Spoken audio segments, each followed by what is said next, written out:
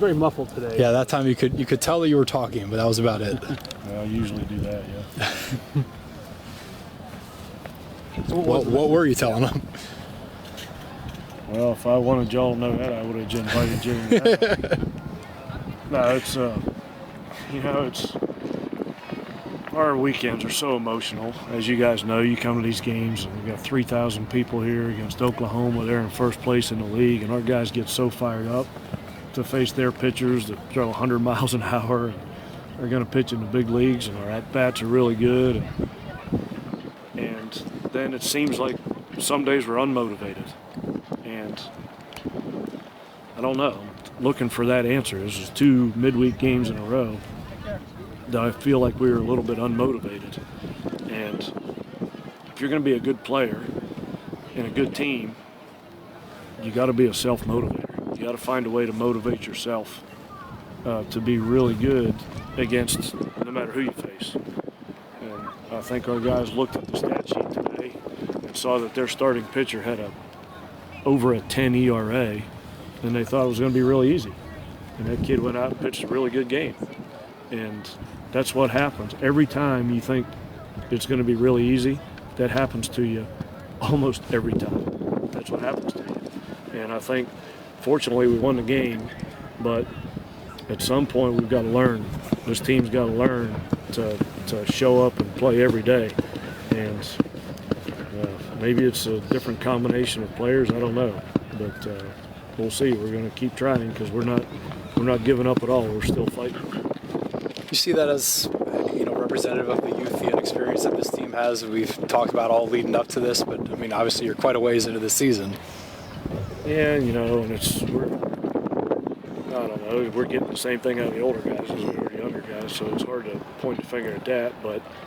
And it's probably just coach speak, but every time a basketball team has a trap game, coach says the same thing. We didn't show up today.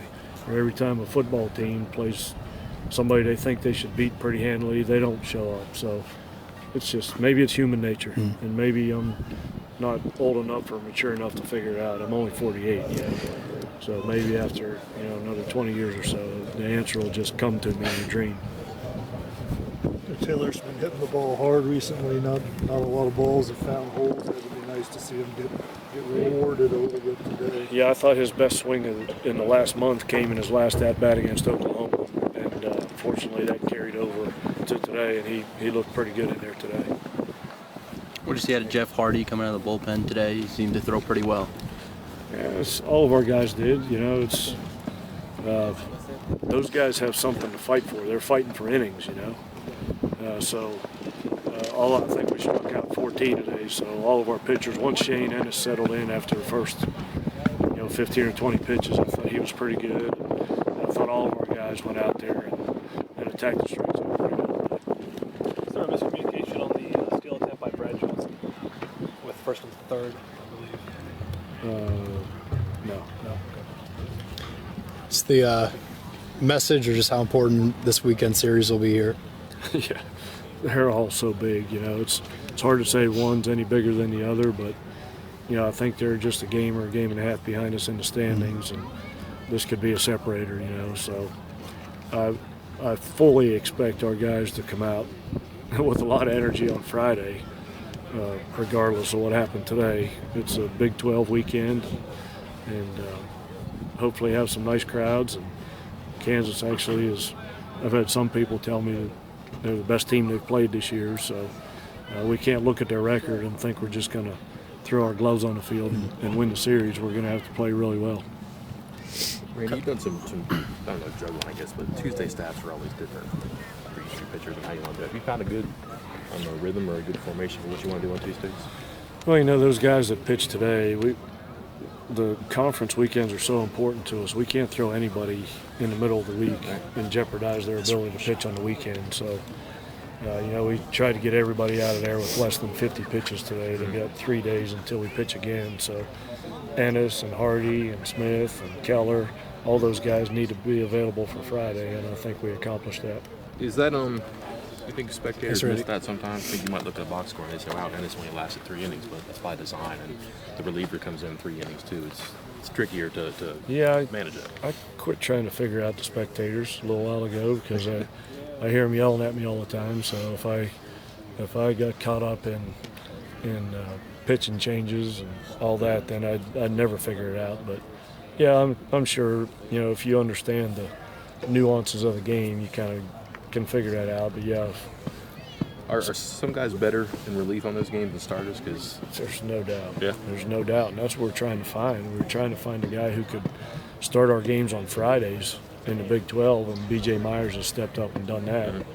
And, you know, we've tried a couple different combinations of starters in these Tuesday games. And, you know, sometimes Ennis throws better than Keller, sometimes Keller throws better than Ennis. So, actually, when we talked about it last night, it's a coin flip, you know, to which one of those guys we're going to start, because they both have pitched really well in relief this year. So, but they both can't pitch in relief. So, you know, we'll keep looking. did you really flip a coin?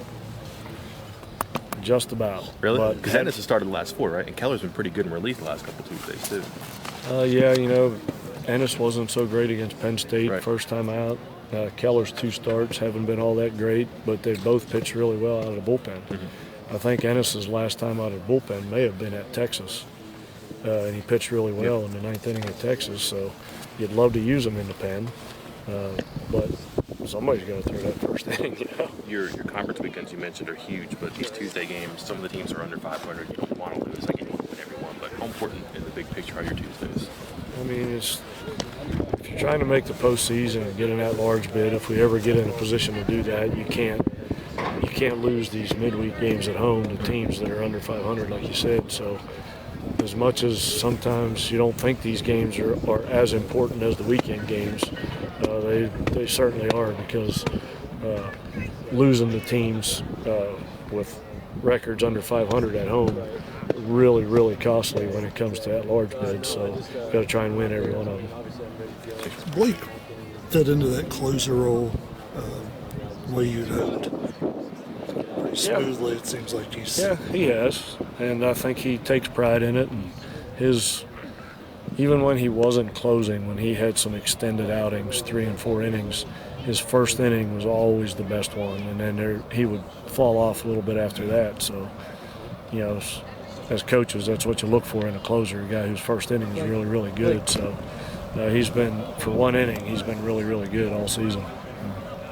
You working on some other pitches with him? Obviously, the fastball, he didn't blow it by. Yeah, people. you know, he's got a good fastball, and some days he has a really good breaking ball, and other days he doesn't. You just got to wait till he gets out there and see what you're going to get and call his pitches accordingly, because he's got a really good changeup too. But as a closer, we don't use it as much. But if we need to go to it, he's got it.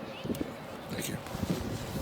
One last thing for you, Garrett behind the plate doesn't get a lot of starts, but tonight the big play at the plate. Some of the guys in the dugout joking about his football presence. You know, what's he bring with that attitude and physicality?